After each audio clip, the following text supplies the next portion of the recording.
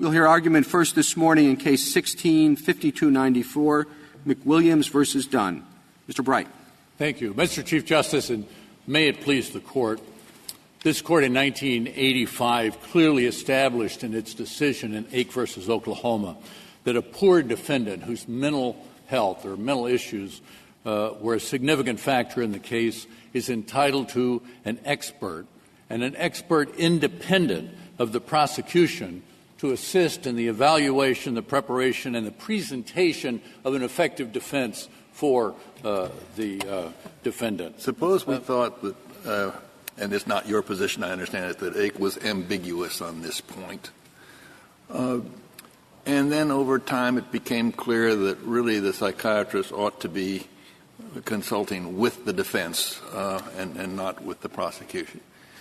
Would we say that the basic right was clearly established and that over time we are simply making a refinement? Or if we think Ake is ambiguous, I know you disagree, if we think Ake is ambiguous, we are establishing a new right when we say it must be a defense psychiatrist? Well, as Your Honor guessed, we don't think it's ambiguous. In fact, we think it's quite clear when you look. Sorry. Go ahead, but I'm assuming that we find it ambiguous. I'm asking, then can it be the position that this is just a refinement of the right, or is it a new right? Well, if you accept that it was ambiguous, which, of course, we do not accept, right. But, of course, I mean, this goes to some of the clearly established cases the Court has looked at where does it extend a decision that the Court has rendered. And is this asking for something more? We would submit here, this can't be anything but an independent expert, because it even goes to— Mr. Bright, if we're informed correctly by the respondent that on remand in Ake itself, the lower courts held that due process is satisfied by the assistance of a neutral psychiatrist. So if it was all that clearly established, it was not understood in the very case that was argued here. And then on remand, according to the respondent at least, the lower courts held a neutral psychiatrist is good enough. Well, but whether or not the Oklahoma court got it right or wrong when the case was remanded, what clearly established, we believe, starts and ends with this Court, whether something is clearly established. And when the Court says where it's a significant factor, you have a right to an expert, and then goes through the things that expert is going to do, to gather facts for the defense, to analyze facts for the defense, to even assist in cross-examination of the State's expert witness. You can't get more intimately involved in the defense of a case than being involved in the cross-examination of witnesses for the prosecution. But we're told here that the prosecution didn't have a partisan expert either, that there was everyone who was appointed was a neutral expert serving the court, the prosecution, and the defendant. So I think the red brief suggests you're asking for something that the prosecution didn't have an independent expert. Well, in our case, it was very much like Ake. I mean, there were mental health experts who testified, but all of them were State experts. What do you mean by State experts? Provided by the State or working for the prosecution? No, they all worked for the State hospital. And so as a result, they were people who the Lunacy Commission, which did the first examination, or 3 doctors at the State hospital that make an evaluation and then report to the court. So you mean they were paid for work by the State as opposed to being working for the prosecution for a particular result in a given case? That's true, Mr. Chief Justice. But had there been an issue, which there was in this case and should have been litigated, certainly the State has no problem having an expert. The State can retain an expert, can retain more than one. The right that was given in Ake was very modest.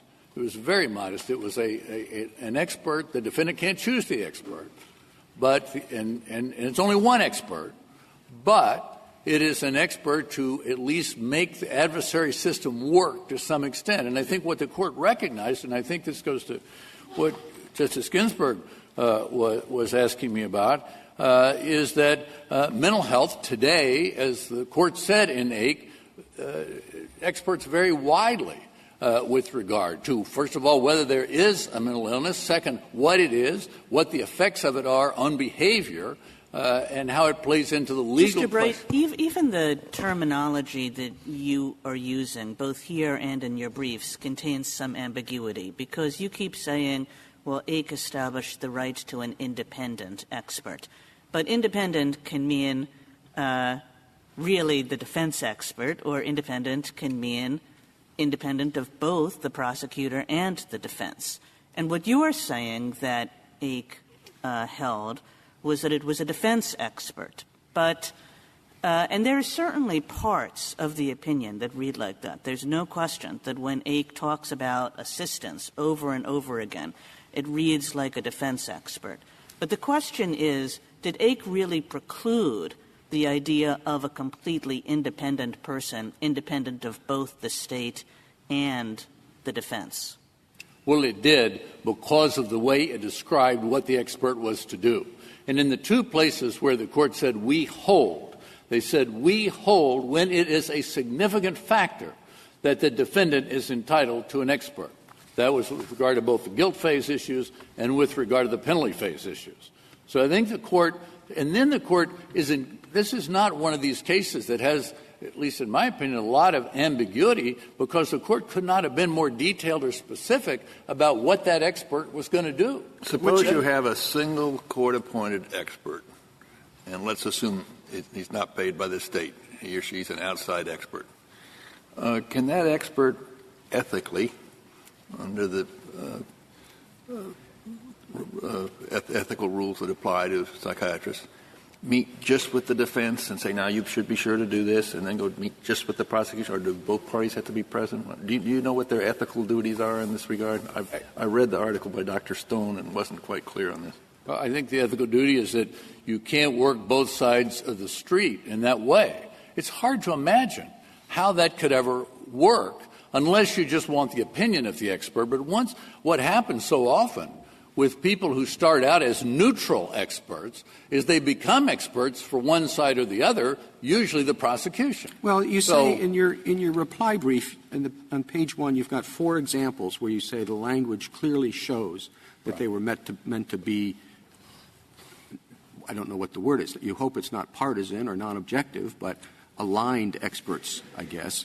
And the first one, they're supposed to provide assistance that may well be crucial to the defendant's ability to marshal his defense. Well, you can certainly understand the assistance being, here is the diagnosis, this is what these medical terms mean, this is what the rules are, or this is it doesn't necessarily mean that they're going to be partisan in helping shape the defense. The other one, another one of the 4 you say is they're needed to translate a medical diagnosis into language that will assist the trier of fact. Well, that doesn't entail partisanship of any kind. It's simply sort of a medical instruction. This particular term means this, and then the lawyer can go off and develop her defense. But I don't think you can take each one in isolation. You have to look at all the things that the Court talked about. It talked about this person gathering information, organizing information, meeting with the defense about how this can be used in the defense of the case, choosing among viable defenses. It even talks about the person, as I said, talking to the lawyers about how do you cross-examine the prosecution's expert. Mr. Bright, that is the essence of this. I know that there is a lot of talk about independent, neutral defense expert, but really what's at issue is what kind of aid a defendant is entitled to mount a viable defense, correct? Correct. And so once there is evidence, and here there was evidence at the last moment, that, in fact, as the prior experts had testified, that certain tests should be taken, that certain signs of organic brain injury were present. Once that was confirmed, what the expert was saying to the court is, now I need help. Right. Because this expert this court-appointed expert is telling us that all these things really are irrelevant to my defense, but I have a viable claim that organic brain injury exists and that it might have an effect and provide me with a defense. So I need assistance in determining that, correct? Exactly.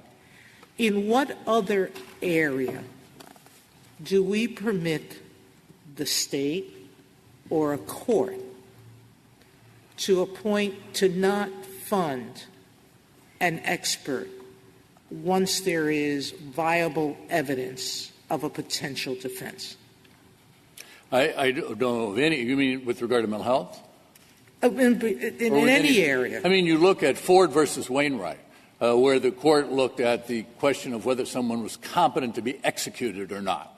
And the court found that for the process to work, you couldn't have what Florida had, which was just accept information from the state's doctors and not accept information from the defendant's doctors. And, of course, this court found in Panetti versus Quarterman that was a clearly established rule. What was in Justice Powell's concurring opinion was a clearly established rule about the procedures that were to be involved with regard to whether or not a person is competent to be executed. Now, I'm not sure that you've answered Justice Kennedy's question.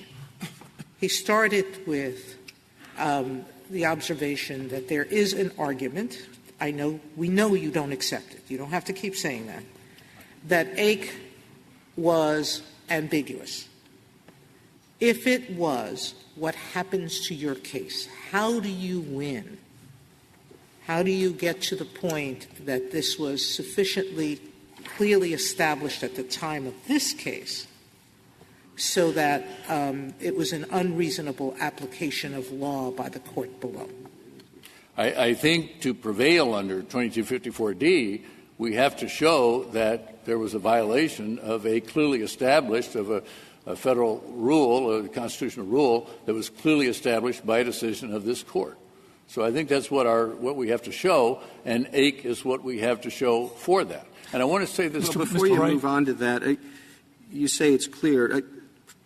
The Lefebvre treatise on criminal law, which I think is, if not the most cited treatise in this court, certainly one of them, this is a quote. Ake appears to have been written so as to be deliberately ambiguous on this point, thus leaving the issue open for future consideration. So your position has to be that the Lefebvre treatise is wrong. It wasn't ambiguous at all, but deliberately ambiguous. I have greatest respect for Professor Lefebvre, but just like lower courts, professors make mistakes too. Well, they do, but your position has to be that Lefebvre made a mistake, the Fifth Circuit made a mistake, 8 state courts, final state courts made mistakes. On remand in Ake, it was a mistake. All of those things, I'm not saying whether you're right or wrong on the merits, but that body of authority that takes a different position would seem to me to establish that the question was ambiguous, at least coming out of Ake, as opposed to clearly established. Well, I think whether a proposition is clearly established begins and ends with this court. I think the ultimate question of whether it was clearly established, yes, this has been 30 years since Ake was decided. So, of course, there are going to be, lawyers and judges being what they are, there are going to be differences. But I would point out the weight of the authority is certainly on our side Mr. in terms of the court's finding it. I'm sorry. As I understand your position, and you'll correct me if I'm wrong, you seem to be arguing that what the defendant is entitled to is an expert who will function more or less like the kind of expert who would be retained by the defense if the defense were simply given funds to hire an expert. Am I right in thinking that? Well, that's not what the case holds. In terms of what this expert would do, you want an expert who would function more or less like that. Well, the prosecution can hire as many experts as it wants. Right. It can choose experts that will come out the way it wants. If you're in Texas and you want to prove future dangerousness, there's doctors that will testify every single time they get a chance that the defendant is a future danger. So you can hire that kind of partisan expert. Yeah, well, that's what I'm getting at. I don't see how an expert who is chosen by the court and paid by the court can ever function in anything like that capacity for a defendant. And one thing that is perfectly clear from the opinion in Ake is that the court would pick the expert, and it's the court will pick one expert, and that's it. The defense has to live with it. And I just, if you could explain how that kind of an expert can ever function like an expert retained by the defense. Well, it's no different than a court-appointed lawyer. No, it is different from a lawyer, because a lawyer doesn't have to believe in the client's innocence. A lawyer has a professional duty within the bounds of professional responsibility to do everything that can be done to advance the interests of the client. But an expert who's going to write a report and is going to testify, presumably, if the person acts in good faith, is going to give an honest opinion. Yes. Am I wrong? Right. So what would you say to this court-appointed? You get one expert, it's appointed. What do you say to this expert? Now, I don't really want you to give your neutral opinion. I want you to give your most defense-friendly opinion on this. No, but I think what the court could have gone further. But, Mr. Bright, why is that wrong? What? Why is it wrong to ask an expert that's been provided to the defense to do that? Well, I think say, I have to defend this man. Give me my best argument. I think that's what lawyers do, and I think not lawyers, experts. Yeah, and experts. I think we ask the expert to look at whatever information the expert has gathered, look at the defendant, examine the defendant, all of those sorts of things. And, of course, you're looking for, hopefully, a favorable opinion, but that's not always going to be the case. Well, no, I understand. That really wasn't my question. Of course you could ask the expert, give me whatever is most favorable. Give me advice that is most favorable to my client. But when it comes down to giving an opinion about whether the individual is sane or something that's relevant to mitigation, I don't see how you can ask the expert to do anything other than to give the expert's honest professional opinion. So I'm having difficulty seeing how an expert who is appointed by the court, you get one, could ever function that way. And I read the oral argument transcript in this case, and there are several places in the oral argument transcript where the court and the attorney for Ake equates an expert who is appointed by the court with a neutral expert. And that seems to be what that kind of an expert would be, a neutral expert, not an expert who is really part of the defense team. But the expert described in the Ake opinion, Justice Alito, is someone who's a part of the defense team. This question of partisan came up, of using the word partisan. Of course, parties, whether it be the prosecution, whether it be a wealthy criminal defendant, whether it be a wealthy civil litigant, are all going to hire partisan experts. They're going to hire the experts that they think will give them the opinion that will help their side of the case. Did the defendant ask for an expert? On page 11 of their brief, they quote the respondents, the Court of Appeals, which says there is no indication in the record that McWilliams could not have called Dr. Goff, or the trial court indicated that it would have considered a motion to present an expert, but McWilliams, says the respondent, chose not to file one. And your brief on page 9 doesn't say he did ask for an expert. He wanted more time. Well, did he ask? He said, Judge, please appoint an expert. Did he? Two things, Justice Breyer. Well, did he or didn't he? Yes or no? Well, what he did, and you can look at what John Bivens, one of the lawyers, said right towards the end, it's in the joint appendix at about 2:07, where he made a long plea. You can almost see him on bended knee reading this, in which he said, we've received these records, which show he's on psychotropic drugs. We received this report. We don't know what these terms mean or what it's about.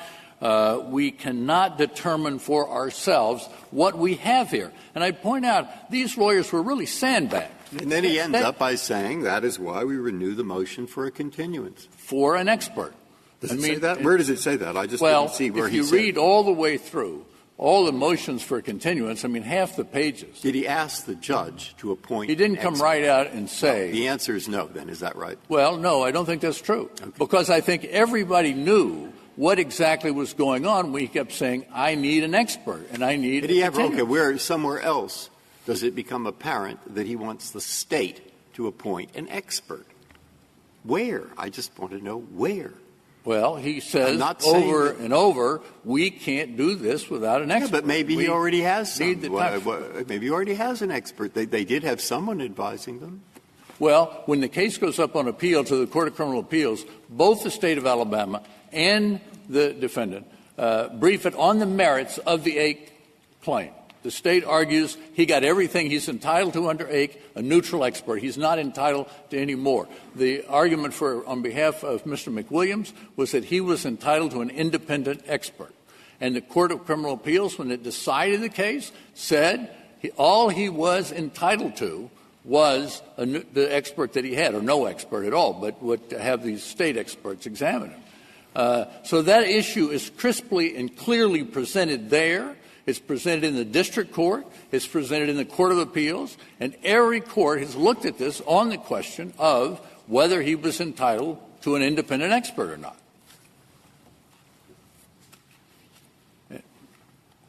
May I point out, Yes. on page 211A, Mr. Sobel does say, I told Your Honor that my looking at these records was not of any value to me, that I needed to have somebody look at these records who understood them, who could interpret them for me. Did I not tell Your Honor that? And shortly thereafter he says, Your Honor gave me no time in which to do that. Your Honor told me to be here at 2 o'clock this afternoon. Would Your Honor have wanted me to file a motion for extraordinary expenses to get someone? The court, I want you to approach with your client and proceeded to sentence him, correct? Sentence him to death right then, without any further. And I'd point out this, as I was about to say a moment ago, all of this evidence came in 48 hours. 48 hours before they get the first report from Dr. Goff, which is a neuropsychological examination. The day before, they get records from the mental health, the hospital, from the Taylor Hardin Mental Health Hospital. And on the day of, he had been subpoenaing the records from the prison since August. And this is October 7th. He receives those records on the morning of the hearing itself, when he gets to court. And now he's got two huge piles of records from the hospital and from the prison. He's got a report using terminology that he doesn't understand, making findings that he doesn't understand. And he says, I need help. We can't possibly go forward in this case because we don't know what we have. We know we have something. Suppose the judge, the court, appoints the head of the psychiatric department at a distinguished private university, one person. And he comes in, he tells the defense counsel, now I'm going to explain to you what all these terms mean. There are lots of tests. I'll tell you about each of these tests. And I'm going to have the same meeting with the prosecution later on. You can ask me anything you want, and then I'm going to testify. I'm not sure what my opinion is yet, but I'll give my opinion. But here's the basis for my opinion, and I want you to ask any questions you want about what these tests mean. Is that sufficient? That's not sufficient Okay, because so you say there's always a conflict of interest unless the psychiatrist works for the defense only. No, not necessarily a conflict of interest. But what AIC stands for is two things, really. The adversary system. The court talks about making it possible for the defendant to present his case within the adversary system. It's a minimal ability. He doesn't get a partisan expert. He doesn't get to choose the expert. But he gets a competent expert to give whatever advice that expert can give to him as he prepares his defense and as he prepares to deal with the prosecution case. Mr. Bright, can I ask you for your interpretation of, there are two paragraphs on page 85 which talk about Smith v. Baldy, which was a case where there was, in fact, a neutral expert. And the court talks about why it doesn't have to pay attention to Smith v. Baldy. I'm just curious as to what your interpretation of these paragraphs are, because, I'll just leave it like that. Well, I think it was giving Baldy, Smith v. Baldy, a respectable burial, is what it boils down to, because the court says we're in fundamental disagreement and points out that Baldy is a case that comes from 1953. At the time that case was decided, there wasn't even a right to counsel for defendants. So the court says this is of another time and other variables, and therefore it's not keep us from taking on this issue. About but counsel, if we could just follow up on that, doesn't it imply that a neutral expert would be permissible? No, I think it says that was the old days. Those were the horse and buggy days, or almost there. And this is today. And today, mental health is hotly contested. It takes experts on both sides. And for the defense to Where's the stopping point then? Because the common law history, our tradition is that often courts could apply and appoint a neutral expert of its own choosing. If the defense now has a right to a particular kind of expert, partisan expert. It's not a partisan expert. I'm sorry. If I might just finish, and then you can tell me where I've gone off the rails. Where's the stopping point? Is it just psychiatry? Would we also have to apply the same rule in other kinds of medicine, perhaps, forensic science? Where is the stopping point that you would advocate for the court? Well, I wouldn't advocate it because it's not before the court in this case. But it would be something an implication we clearly have to consider. Well, but the thing that the court has to consider here is the unique nature of mental health and the fact that experts widely disagree on mental health. Experts widely disagree on everything. That's why you hire them. And that may mean and why they cost so very much. And many courts, state courts, other courts, have said, and of course under the Criminal Justice Act and the federal courts, that where there are other issues, there may be other experts. It's a due process question. That's my other question is, if due process requires a partisan expert, surely it would also require a partisan lawyer, in which case, what does the Sixth Amendment do? Does it guarantee the right of effective assistance of counsel? It's just superfluous? No, the Sixth Amendment guarantees a lawyer who will carry out their professional responsibilities in an ethical and legal way as they should, and by the same token, an expert who's appointed would act within the professional boundaries of the profession, of the mental health profession. I'd like to reserve the remainder of my time. Thank you, counsel. Mr. Brasher. Thank you, Mr. Chief Justice, and may it please the Court. Hague did not hold that a neutral expert fails to satisfy the Due Process Clause. Let me talk about the psychiatric assistance that was provided in this case, because I think it's important to begin there. So before the trial of this case even started, the defendant made a motion for a full psychiatric evaluation specific to mitigating circumstances that he was then going to want to put at issue at the penalty phase of the case. And he was evaluated for over a month by 3 psychiatrists and a psychologist for that purpose, for developing mitigating circumstances. Sorry, I thought that the 3 psychiatrists were part of the Lunacy Committee. That's correct, Your Honor. And I thought that the purpose of the Lunacy Committee was to see if he was mentally competent or not. That's incorrect, Your Honor. The first motion that was presented by the defendant expressly asked for an evaluation with respect to mitigating circumstances, and the Lunacy Commission report also addressed that issue of mitigating circumstances. But then Didn't that report suggest that further tests had to be taken with respect to that? No, Your Honor. That report suggested that there were no mitigating circumstances on the fact of the case. Then after the penalty phase, the defendant asked for more psychiatric assistance. They filed a motion for full neuropsychological evaluation, including a specific series of psychological tests. And that motion was also granted. That motion was granted on the same day it was filed, September 3rd, 1986, which is just a year or so after this Court had decided Ake. And then 2 experts did that. There was an expert. Sorry, General, but if we could just focus on – I think it would help to just sort of let's assume for the moment that this defendant did not get what he was asking for, which was a defense expert, and say whether Ake entitled him to such an expert. And I just want to sort of focus on the money sentence in Ake, you know, what the we therefore hold sentence.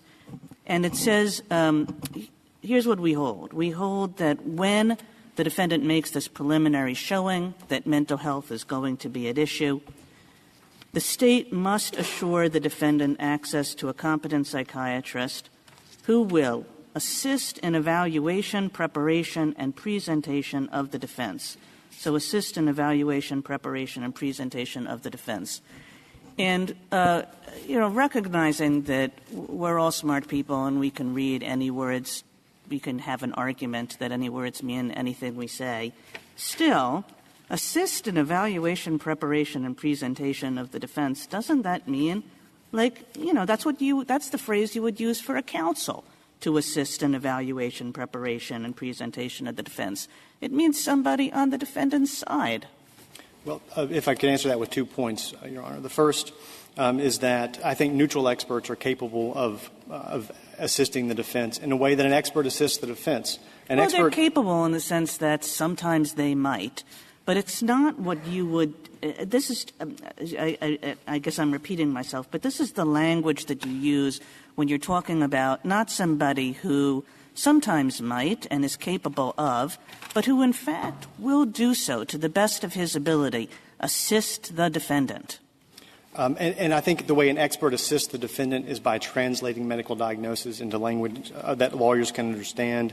The Court says in Ake that psychiatrists gather facts and offer opinions. And we would submit that a psychiatrist who does what you ask them to do, who does the evaluations that you ask them to do, prepares the reports that you ask them to prepare, they're assisting your defense, just like they did in this case. The word assistance, we use it most often.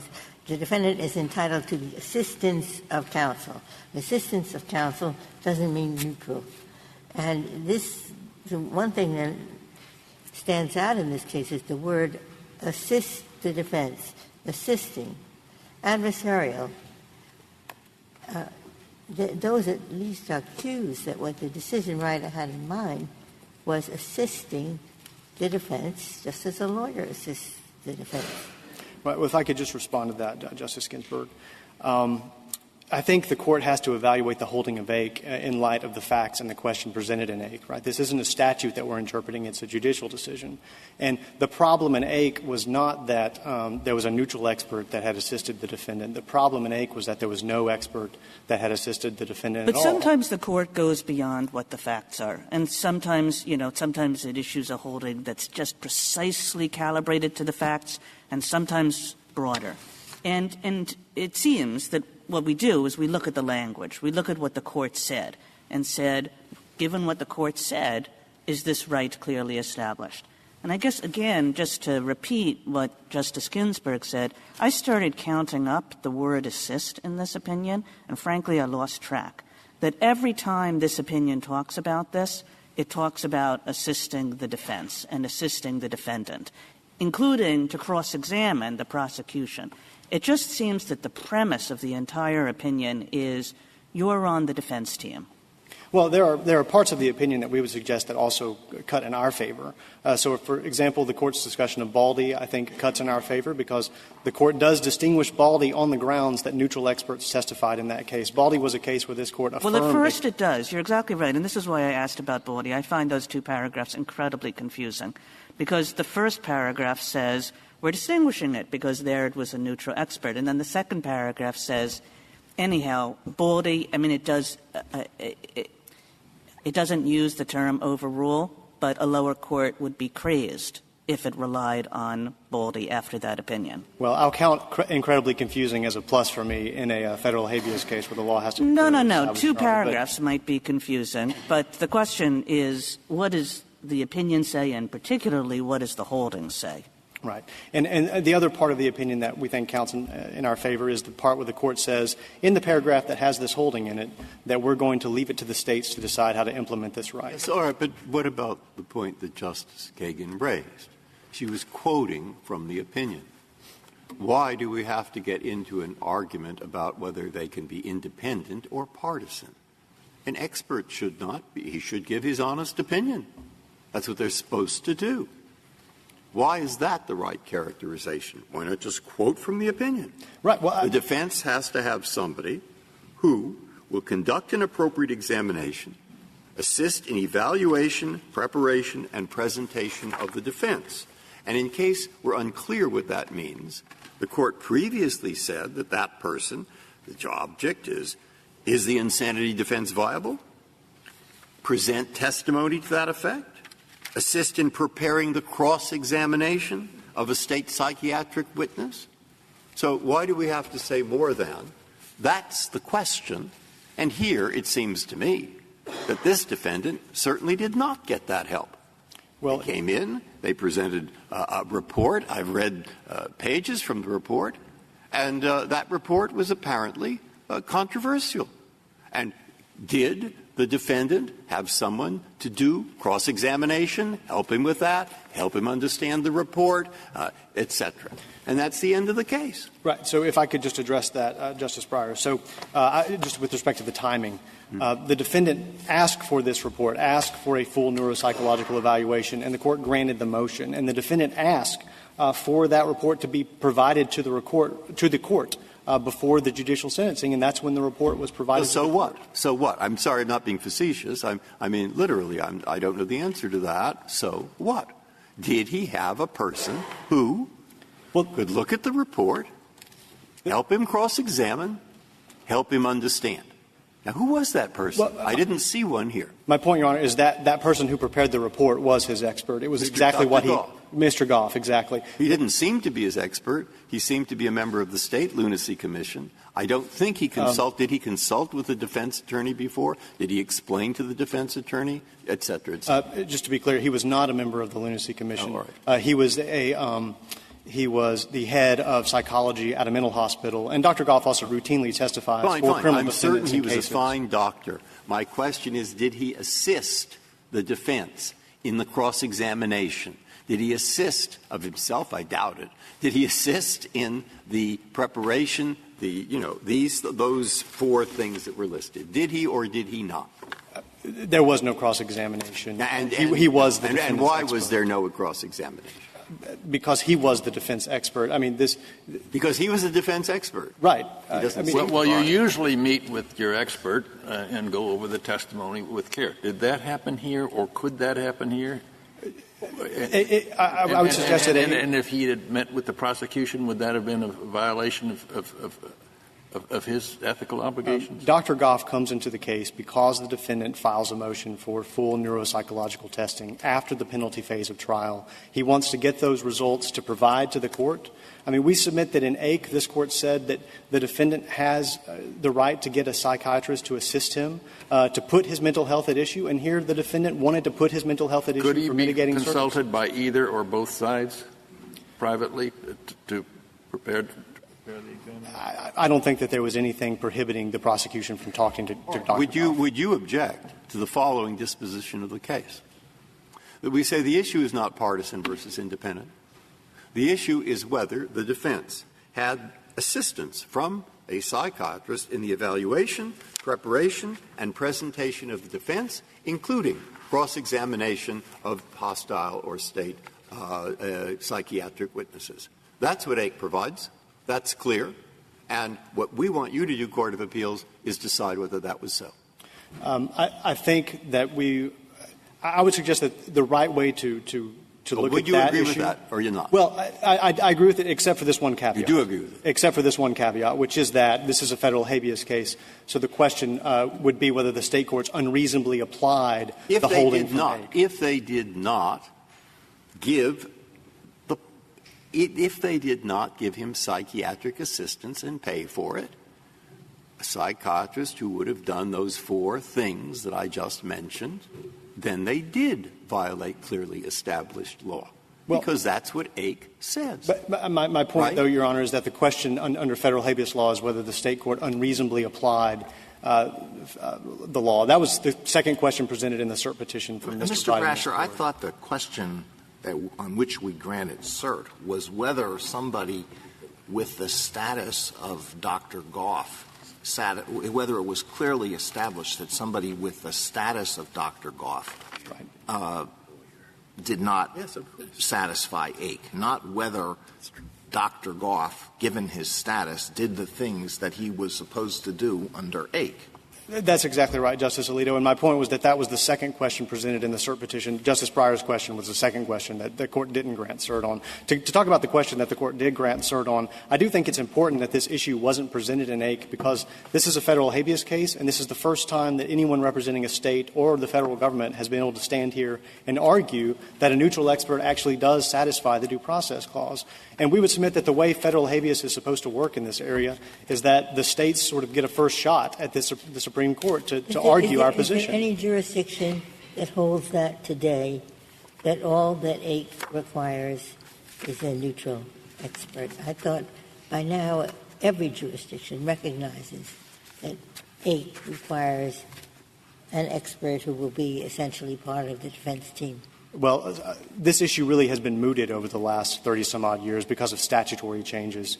So there are jurisdictions that have reversed their previous cases, including Alabama. Am I right that in 2005 the Alabama Court of Criminal Appeals said Ake made it clear that an indigent defendant is entitled to an independent expert devoted to assisting his defense, not one providing the same information or advice to the court and prosecution? That's correct. But what we would submit is what these lower courts are doing is they're extending this Court's precedent to address this question. And we don't have to really address this here because this is not a direct appeal case. The question in this case is not whether Ake should be extended to say that a neutral expert doesn't satisfy the due process clause. The question in this case is whether Ake held that. And we would submit that Ake says nothing about independent. Well, if Ake says that you have a right to meaningful assistance from a psychiatrist, you the defense, and then over time it becomes clear to us that that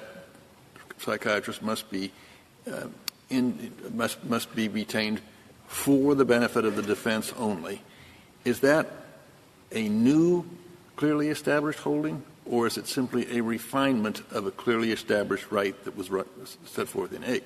The Petitioner's Counsel didn't seem to want to embrace that. This was gave us the impression that if it's ambiguous, he loses. But I'm not sure that's the case. Well, I think the reason my friend didn't want to embrace that is because when you use the word refinement, I think what you're suggesting, Justice Kennedy, is extension. And this Court has said that you can't extend a precedent in the context of federal habeas. And that really is what my friend is suggesting, is that this Court should extend the actual holding of Ake to embrace this new right that says that a neutral expert is insufficient. What was the case where we said that? I think you're right. The Court said that in White v. Woodall. The Court said that.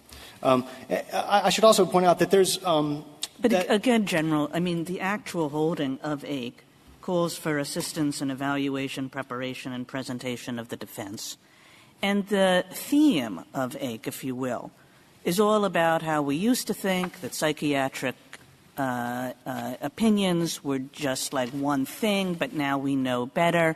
We know that different psychiatrists have different opinions, and it's really important to arm even an indigent defendant with the tools that he needs to come back at the state and to establish what he wants to establish about his mental health. I mean, that's really the theme of the opinion, that you have to give the indigent defendants, just as you give the wealthier defendant, the tools that they need to establish what they want to establish about mental health. And then that's consistent with the with these words that are repeated in the holding and elsewhere.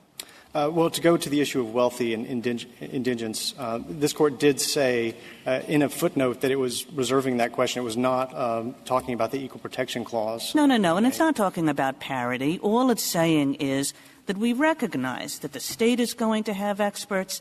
We recognize that if you had money, you would have experts.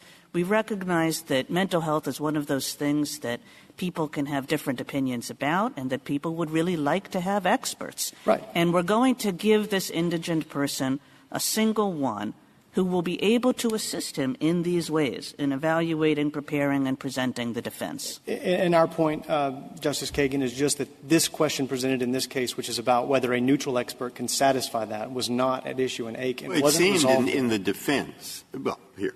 What about this? Is you saying this? The defendant should be entitled to one competent opinion from a psychiatrist who acts independently of the prosecutor's office. That's, I think, what you're arguing. Well, I mean, this is a trick question. Because, of course, I'm quoting from the dissent. Okay. And what the dissent says is that is precisely what the Court doesn't hold. And I wish they would. I've written dissents like that, too. We all have. But if it's a dissent and you say that isn't what the Court holds, that's at least some evidence that that wasn't what the Court held.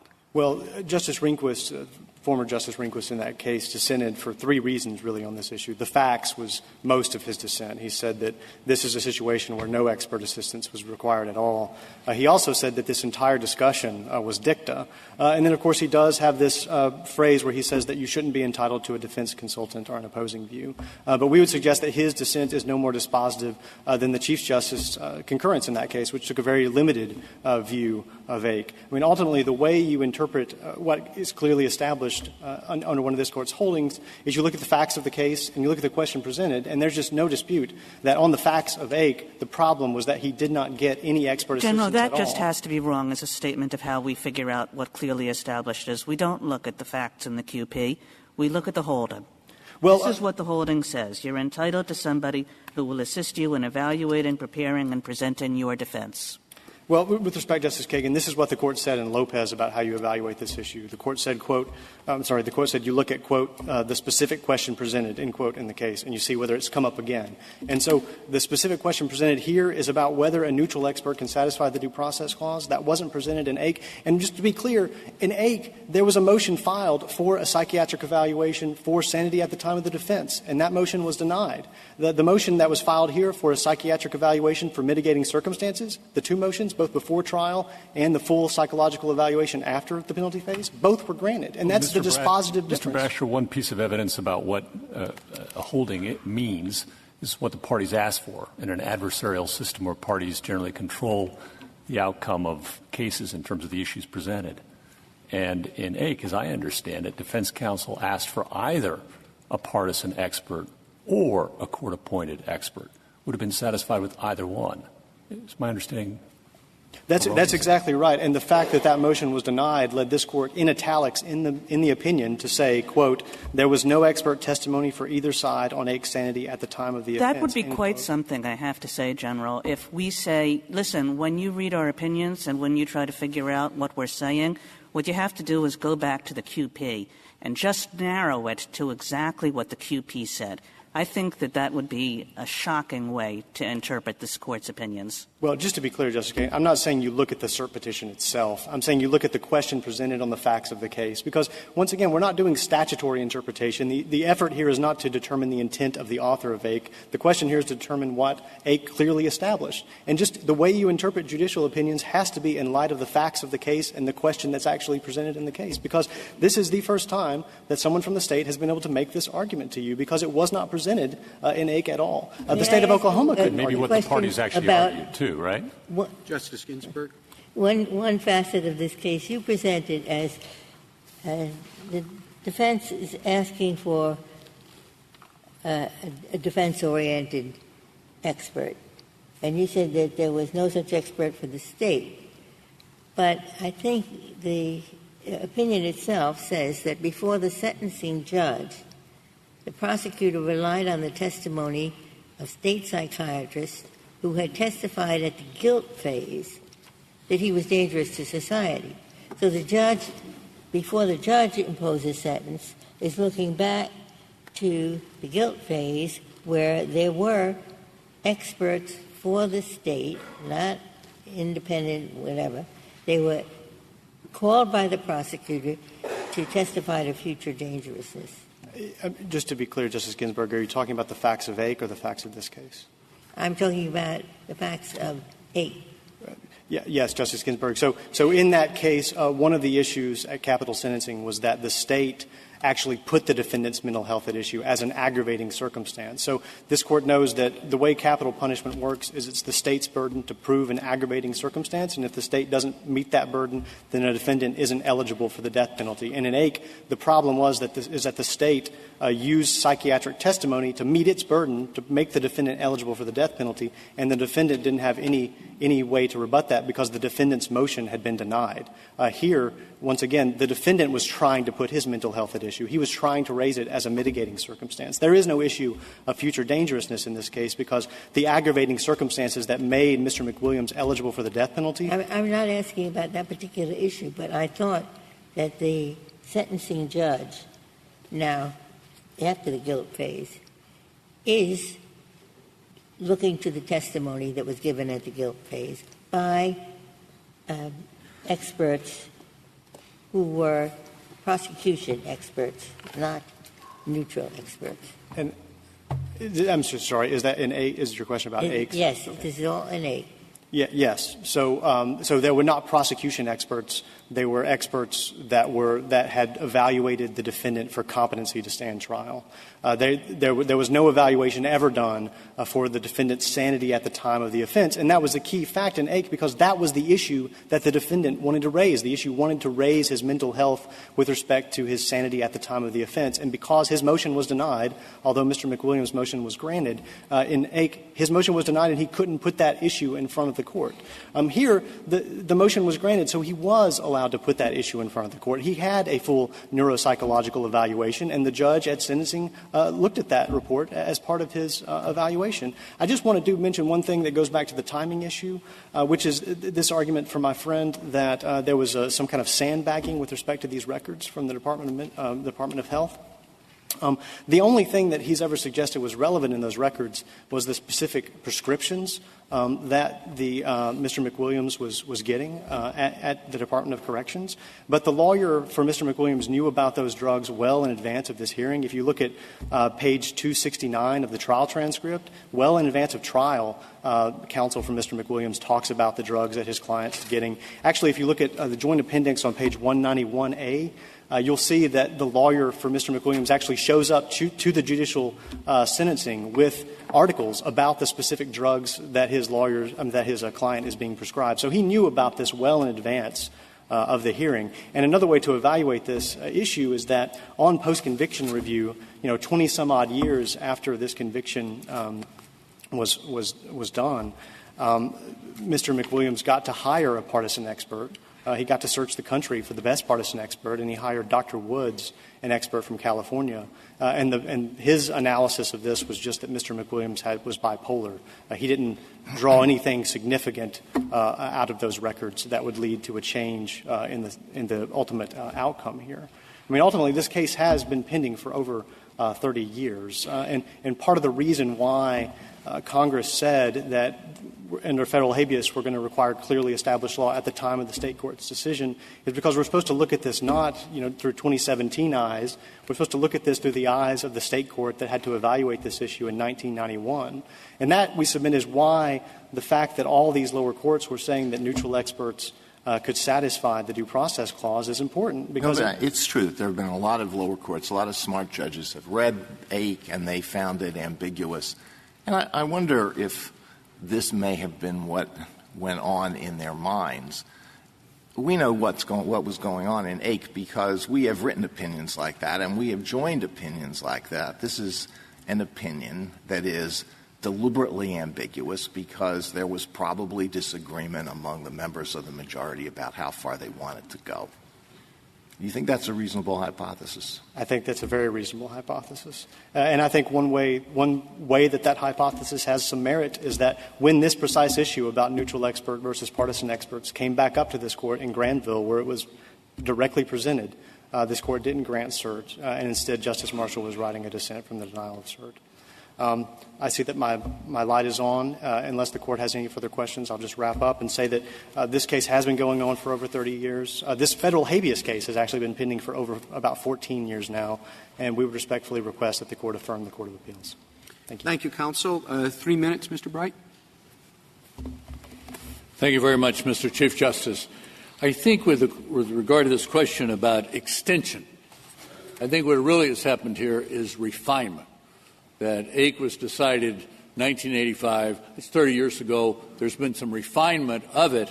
As was pointed out, almost everybody today, this is just not a controversial issue. And I think because of AIC, you now have, as the amicus brief for the public defender showed, almost in every state that either that's done in-house in a public defender office so you don't even go before a judge and ask for an expert. You just go and get it from your boss, and there's a budget and the public defender budget for it.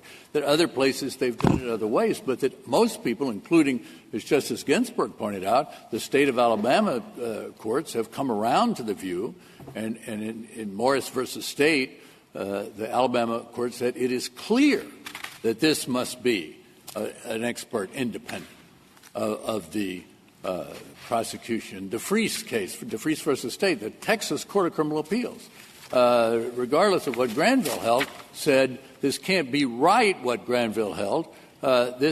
In order for this to work in the adversary system. And I think that's what we come back to at the end on this case, is the proper working of the adversary system. And this certainly doesn't put the defense in an equal position with the prosecutor, not by a long shot, but it at least gives the defense a shot, at least gives them one competent mental health expert that they can talk to, understand what the issues are, present them as best they can. And one of the things it said is that that expert may very well testify for the defense. So we're talking about everything from gathering information to organizing it to preparing or deciding on the defense to be used in the case to coaching or advising the lawyer about cross-examination to actually testifying. This is like with Strickland versus Washington. And the statement that was made there, and this court in two cases, in Wiggins versus Smith and Williams versus Taylor, looked at the rule, that is, that there had to be an investigation that was clearly established in Strickland, and then applied it to the lack of investigation, different kind of investigations for different things in Smith and in Williams versus Taylor. If you prevail, it would be a new sentencing hearing, right? Yes. Because guilt is over. Yes, that's true. Otherwise, if there are no questions, I'd ask the court to reverse. Thank you. Thank you, counsel. Case is submitted.